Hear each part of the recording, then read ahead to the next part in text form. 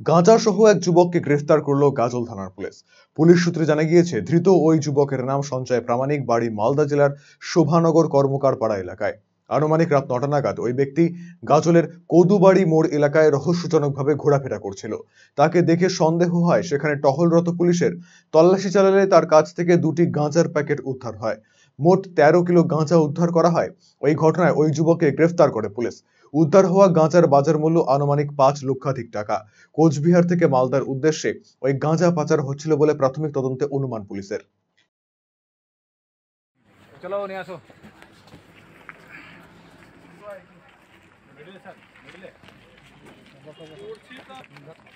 আস্তে আস্তে ব্যাগটা ভাই ভালো করে রাখবে। কোথা থেকে পেয়েছো? এখানে তোমাকে একজন দিয়ে গেছে আর তুমি নিয়ে যাচ্ছিলে কোথায়? নিয়ে যাচ্ছিলাম এখানে। কতটা আছে এর মধ্যে জানো? না করে বলছো তাই তো?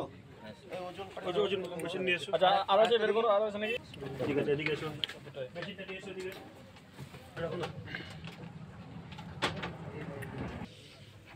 আচ্ছা দাঁড়াও।